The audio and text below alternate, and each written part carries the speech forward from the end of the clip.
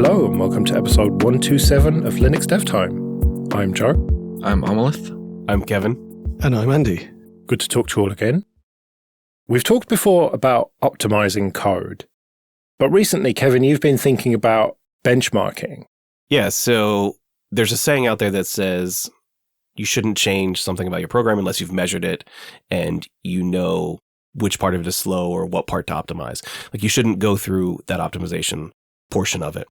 So there was a piece of code that we were working on that we thought needed to be optimized. So the first thing we do is we go to benchmark it. And it turns out writing benchmarks is notoriously hard. However, in the worst way. It's hard because it doesn't seem hard, and even the results make it seem like it wasn't hard at all. But you could be measuring the exact wrong thing. You could be measuring something you don't even know you're measuring. So benchmarking itself is super difficult. Yeah, so I can think of a few possible ways it might be difficult. Was there a particular thing in this case that caught you out?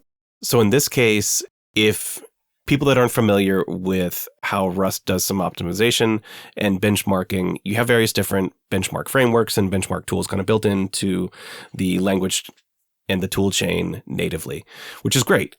However, it's very possible for the optimizer, like the compiler itself, to optimize away the part that you're trying to measure. And you may not know it because your benchmark may come out saying it took 2 nanoseconds to run, which is surprisingly fast, but it's also not zero. So you may think, hey, it's optimized all the way down. What actually happens, and the only way you would know this is by either additional testing or looking at things like the low-level assembly and finding out, oh, it just took out the piece of code entirely because it determined that the piece of code that you were trying to run either was unnecessary because this is a artificial benchmark, it's not a real program, or because it could do the calculation ahead of time and figure out, oh, the answer is 42. So it would just spit out the answer at the end without doing any of the calculation.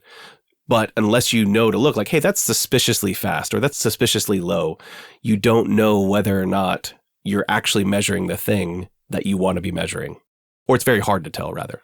Yeah, it kind of feels to me like benchmarking or performance measurement generally is like kind of like debugging, but harder even than that. You know, like it's so easy to accidentally focus on the wrong area or not have a clear chain of reasoning for why you're doing something. So you end up doing something that doesn't make any sense or anything like that.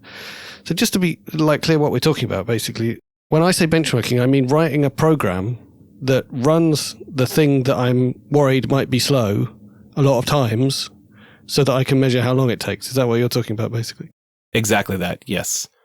And there are other cases related to that as well, where even if you just don't run the thing a lot of times, you can end up with very inaccurate results. There are tools out there that will do something like a warm-up phase because it turns out the way that your CPUs cache data and whether or not they're pulling from caches and the caches are quote-unquote warm or hot, like those can play differences in how long something takes to occur. So whether or not you did a warm-up phase, whether or not you've ran it multiple times, whether or not there's some sort of curve because you kind of want to get the averages, all these things you have to consider when you're building that mini program to test the thing to see how fast it runs.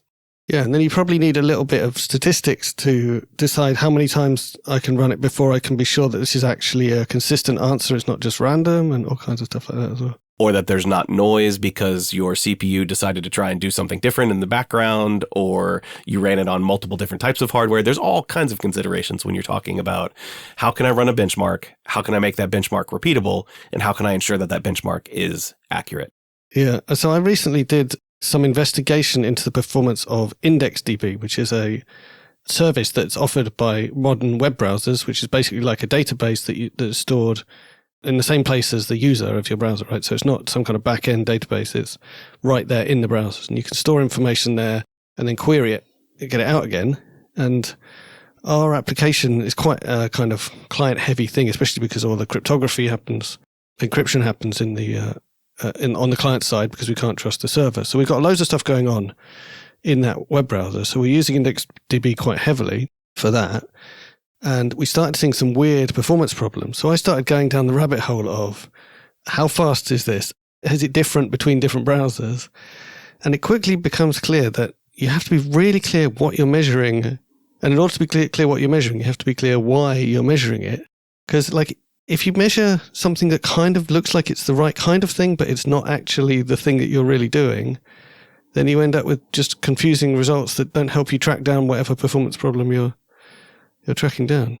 Yeah, and an abstract example of this could be if you are wanting to optimize, let's say, some sort of calculation, and in your benchmark, you do something like load something from disk and then run the calculation and then exit, right? And you want to measure how long that takes. In this naive example, it might be apparent that, the loading from disk is going to take a lot of time and will probably overshadow anything else in the benchmark. So it'll make it really hard to see, because that actual calculation that probably took nanoseconds or maybe slightly longer than that. And it will be really hard to pick out in any kind of a profile or profiler to see the actual part that you care about. You might just focus on the loading from disk part or something along those lines, right? There are so many other things to consider, like, is my process IO bound? Is it a CPU bound task? Is it a network bound task? There's all these weird things too that can go on to make it even hard to learn how to look at your problem. When I think about benchmarks, I think about benchmarking hardware. And so you have standardized software for that, like FIO for disks and Passmark, let's say, for a CPU, and various networking benchmarking tools. But benchmarking software must be pretty hard, right? Because you can't have just one standard test for all the software. So you have to kind of write custom software to test your software. That must be a big problem. And sometimes you even have to change your software to make it possible to benchmark in this way.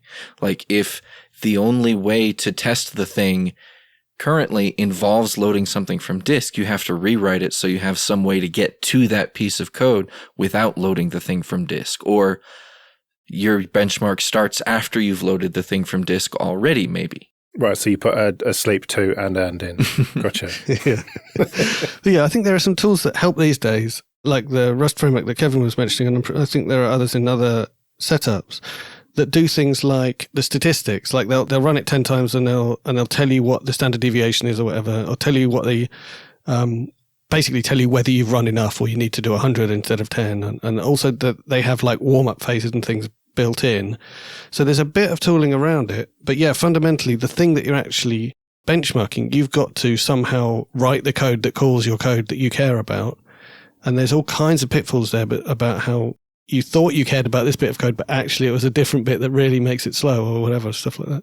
And usually in benchmarking, you have the benchmark tool itself spits out how long something took with some statistics. And compared to something like a profiler, which may run your code, but then just generate some either statistics or data about how your program ran in different parts of it and how long those took. So they're not necessarily statistics on like, this piece of code ran this long. It might say this particular function ran this many times or took up this much of the total runtime. And you can use profiles to guide where you look into the program to later either do a benchmark or, do some other further optimization. So there's two different ways to kind of look at program performance. And when you're talking about custom software in order to do the running, there's also multiple ways to go about that. There's things where you may be, like, for example, with the Rust built-in benchmarking kind of harnesses, you can a lot of times pull code directly from your actual application as if it were just a test. So you can call a function that may not even be publicly exposed and just that function. And that's the part that will get benchmarked. Sometimes that's not possible if you don't have some of that built-in tooling. So what you end up having to do is write a mini program that either copy and pastes or pulls in that other particular part that you want to test and just runs that small section as the program itself. And then there's a third option where you run the full program, but through some sort of configuration or arguments or whatever it is, you can narrow it down to just kind of the one thing that you want to test. And then there are tools that will run these mini programs for you. One of which is called Hyperfine, which is an excellent tool for doing this type of benchmarking where you want to run a program, run it many times, have some warm-ups, and get some statistics out of it about runtime. But you can use these tools to see, like, how long did it take to complete the runtime of that program? But then you have to do all the analysis later of, did I actually measure the thing that I thought I was measuring? One aspect of this that I think is one of the subtleties that can make it more complicated than it seems is that often what you're actually thinking about is how does this scale or how does this change under certain other conditions? The examples that I'm thinking of are lots of people in, say, in a web application, they want to know what the 99th percentile performance is, which basically means I want to know what the rare bad case is, and I want to make that as rare as possible. Or I know that the kind of normal performance is fine, but I don't want any one user to suddenly get a really bad experience. So that's one example of there's a distribution. So it's the shape of the distribution that you care about there, not just the average. But the other example I was thinking of is in this IndexedDB stuff, I was really interested in how big can we make our database, or what size of object can we put in our database? And with that kind of problem, it won't just go up in a straight line. It takes 5 times longer to make a 5 times bigger object. What's going to happen is there's going to be some kind of catastrophic point where it's too big and suddenly it's really slow. So you're interested in the shape of the curve, not just a single number.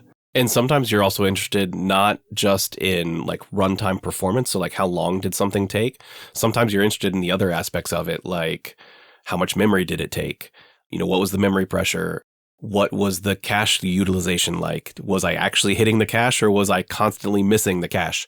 And in those cases where you're missing the cache, all that's saying is it went through the cache, the data that it wanted was not there, and it had to go up to the next level, until eventually it has to reach out to main memory. And all of those quote-unquote cache misses are opportunities where something could have potentially been faster had that data been there already, but for some reason that data was no longer in cache and got ejected, and then you have to find out why was that? Can I do this in an order or in a method or way that I can constantly hit the cache and get a cache hit, as in the data is in the cache that I wanted. We've done a lot of discussing why it's difficult. So all of this leads me to think when should I use benchmarking and when should I just not? Or I feel like the places where I've seen it being useful, I think the most useful is we know something's prone to become slow and we've made it all right. So then I would just add in a test saying this must take no more than 5 minutes, and if it takes over 5 minutes, I know that I've done the mistake I always make and made it slow again, so that this will warn me that something's gone wrong. So that kind of canary test, I guess, of our performance is degraded.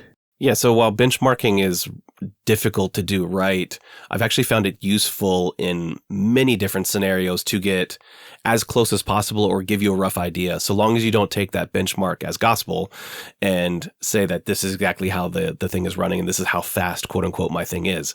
Because usually how fast something is really only matters relative to a bunch of other data, relative to other hardware, relative to other software, relative to something else.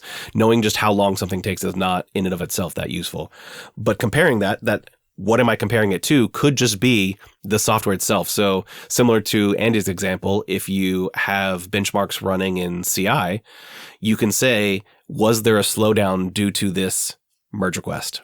Did it make things happen an order of magnitude slower than it did before? Those types of benchmarks are very, very handy, and they're kind of high level. They're not super accurate, but they give you a good warning sign that there might be something you want to look at.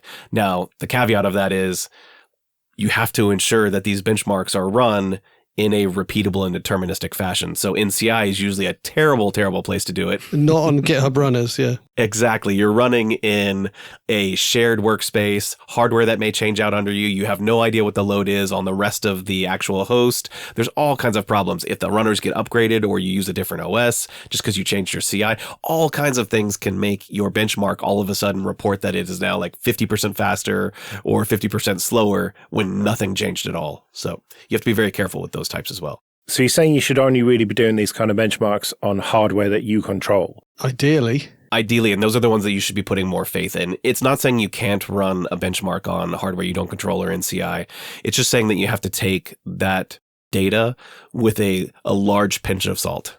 And I would say, basically, my experience is just don't do it on GitHub runners specifically, right? Because they are so variable in their performance.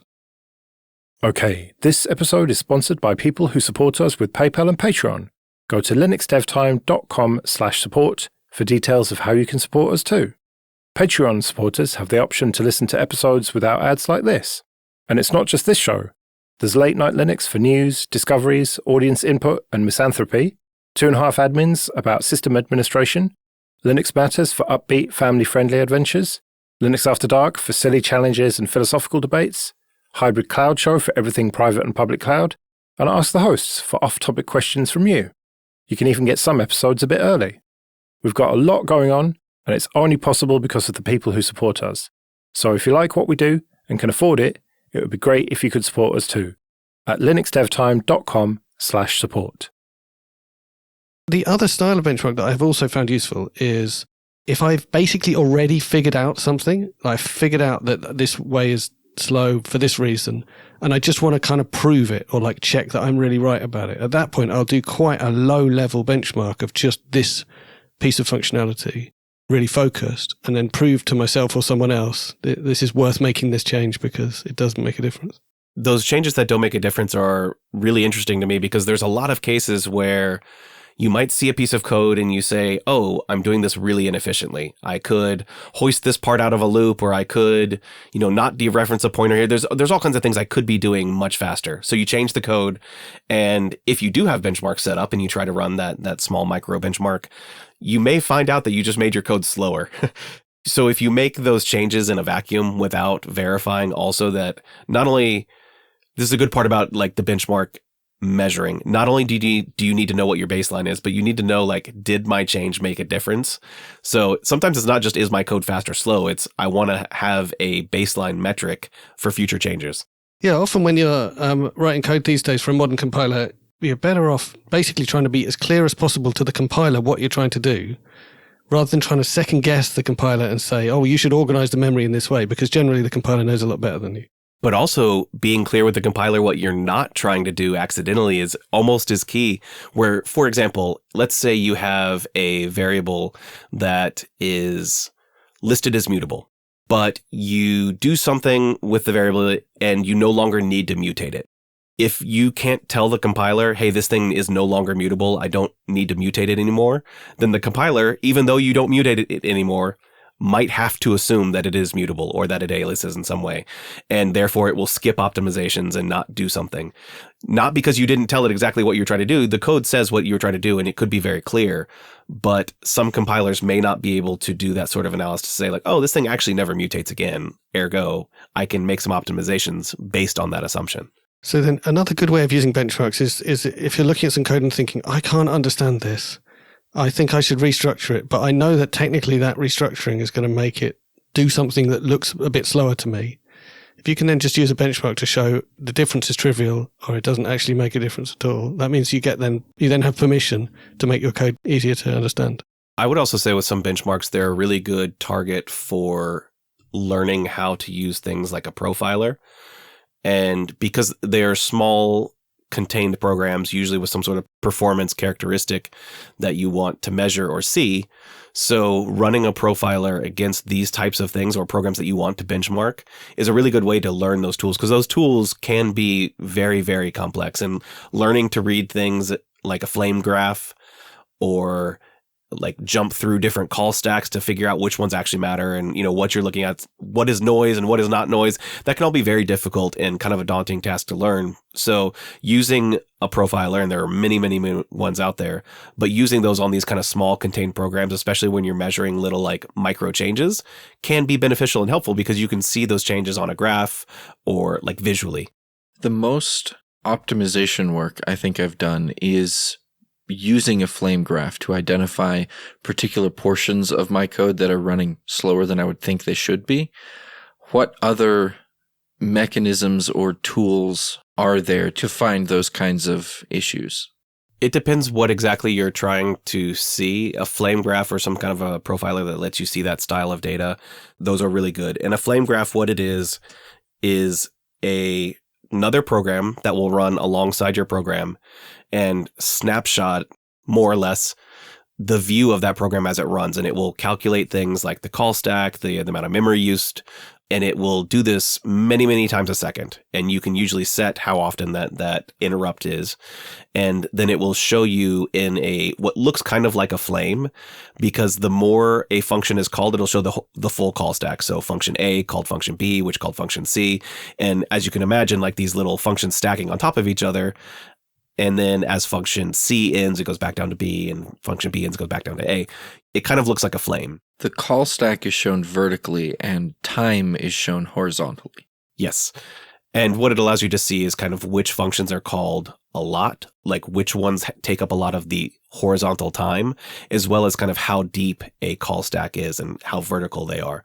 So those are super beneficial, but sometimes those can be a little bit misleading, because if a function is called and it might be an important function, but is not running while the quote unquote snapshot happens, you may get a misrepresentation for what your actual profile looks like. And some profilers can also link these back to like the source code. There are other tools out there too, like cache grind and val grind and other ones that will tell you like how often you are getting a cache miss or how often you're getting a cache hit. So there are things like that you can look at. And I've even seen people use what I guess you could call a poor man's profiler or flame graph, which is just sort of a printf debugging where you're counting the number of function calls, which is funny and sometimes it works. Yeah, always printf. Yeah, I think definitely mixing up the tools is useful, because often in order to actually get to the truth, you have to get past something that's kind of fooling you. So like there might be one function that's taking up all of the runtime, but actually that function is like super fast. Like maybe it's in the standard library and it does its job very well. But the problem really is that you're calling it too many times. So what you need is to find out who's calling it and why. And so the number of function calls can be helpful. And then often also performance problems come from using too much memory. So then something that shows you how much memory is getting used for different operations is a much better way to get to the truth of what's going on. Almost anything that interacts with memory is going to equate to quote unquote slowdowns. Now, that's not exactly true, but the more memory you use, the slower something is going to be in the general sense. And by memory use, I mean more along the lines of lots of allocations, lots of deallocations. Yeah. That's why you'll see people say like, oh, if we just allocate one giant object at the beginning and use that kind of like a slab or, places where we can put things that never really die off, you'll actually end up with way better runtime performance, because you're not doing all of these like super tiny, super fast, but ultimately add up memory allocations and deallocations over and over and over. I must have told you the story of how I spent 6 months of my life trying to improve the performance of a C++ application that essentially, under the covers, all it did was copy strings from one type of string representation to another, because we had 3 different ones. So yeah, shifting memory around, especially small chunks of memory, and finding where to put it is often the problem. There's one other funny aspect of benchmarking or optimization where sometimes the program that you write or the way that you write your benchmark, because it's slightly different, can affect the benchmark itself. For example, one of the kind of funny cases that I've run into before is if you are doing any sort of like multi-threaded programming or doing anything with locks, and then you do something that has to also do some output.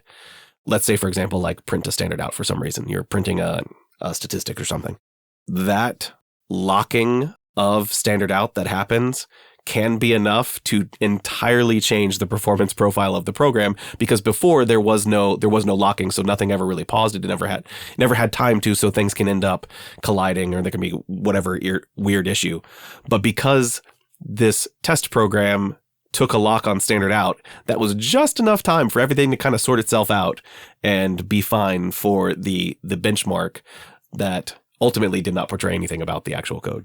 I feel like the key message of this episode has got to be, you probably shouldn't be benchmarking it, because you're probably benchmarking the wrong thing, because almost certainly your problem is one extra network connection, which is like 10,000 times more time than like all of this stuff we've been talking about. Yeah, what I'm taking away from this is you shouldn't be chasing tiny optimizations to improve benchmarks a tiny bit here and there. Maybe zoom out a little bit. Absolutely. There's some micro optimization, like the language benchmark games, where you'll see the languages get ranked in some sort of artificial benchmark, and people will spend a lot of time optimizing those. And it's funny because those are very, very rarely equivalent to real world performance. You could have something that's like number 20 on the list of these micro benchmarks that in the real world for 99.999% of cases actually outperforms some of the other cases, because the real world is very different from these like micro benchmarks that are testing one very, very small, very specific thing.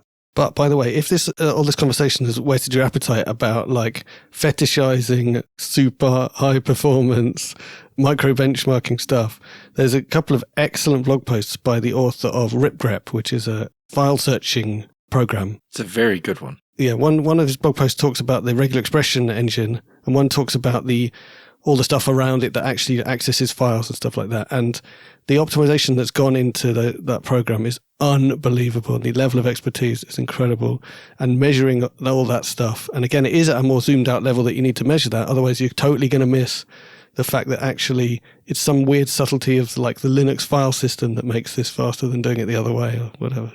So far, I think everything we've talked about has been manual. Like a human looks at the profile and a human decides what code changes need to be made and whatnot.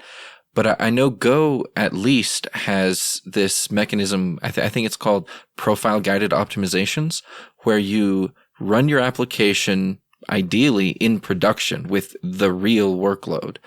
And you obtain a profile of the performance over a long period of time. Then you feed that profile into the optimization system, and it just magically makes your code better. Not really.